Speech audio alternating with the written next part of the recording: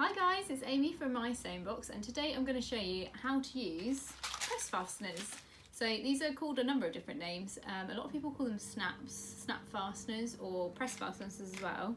So these are the plastic kind of ones. I don't know if you can see very easily, but they've got like little round discs. They come in other shapes too if you use these ones. These are prym ones. They also come in, you can get little stars, hearts and other sort of shapes as well. So I'm going to show you today how you can apply them to whatever project you're working on. So a lot of people want to use these, but they're not quite sure how you apply them or how you use them. I'm going to show you how to do it. So first of all, you need your project. For purposes of demonstration, I'm just going to use a little bit of fabric.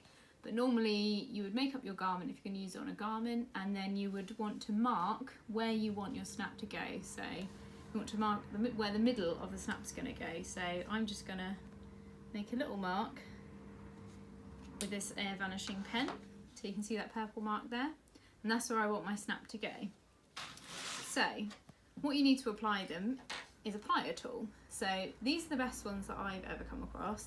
These are the prym plier tools, and they come with various ranges of extensions basically that go on the end. And so there's like a little see-through silicone bit, and then this plastic white kind of tray. So that slots on to the metal sort of spinner bit there. You can see in the pack what it comes with, other tools, because it does eyelets and jeans buttons and things as well. So you need to make sure the flat white plate is in one side, and that's got like a little groove in it. And then this clear silicone bit is on the other side. So this is what helps you apply the snap, and you need lots of pressure to kind of squish it in place. So to the snap. The snap's made up of 4 parts, so you've obviously got one side and then the other side, and they pop together. So on your first side you need a flat disc if you're using the round ones with the little sharp pokey bit on it, and then you also need one of these kind of indented round bits.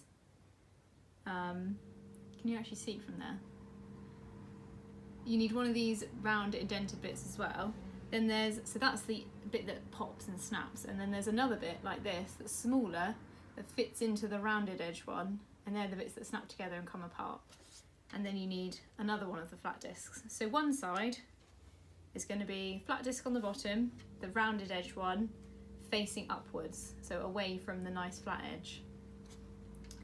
And how you layer it is, you put you need to first make a little hole in the bottom of your fabric, which sometimes you can do just by poking it through. Sometimes if your fabric's a bit thicker, you need to kind of use something sharp over where your marking is. So I've done that there. And this is just the easiest way that I find to do it. So other people have other ways. And then what you need to make sure is that the flat, smooth side goes in this tray. So it's designed to hold the exact size snap. So that goes in there and holds it still while you apply it. It can be a little bit fiddly. And you need to hold that just in place so your fabric doesn't pull it out. And then you take the rounded kind of snap middle bit and you place that face up so that the pointed edge comes through the middle. And what's going to happen is when you press it with the pliers, that gets squashed down so it doesn't come apart, and it holds it strong into the fabric. So that's what we're going to do now. Ooh. You have to be careful that the fabric doesn't move it out as you're moving. So just apply a gentle amount of pressure just to hold it in place, and then once you're ready, give it a really good squeeze, and as you let go, you should be able to see that the middle pin has been squashed down, and now that won't come off. They're quite hard to remove if you get it wrong, so you want to make sure that the placement's right first time. So then you mark again wherever you want the other side of the snap to go, and repeat for the other bit. So we're going to layer that in.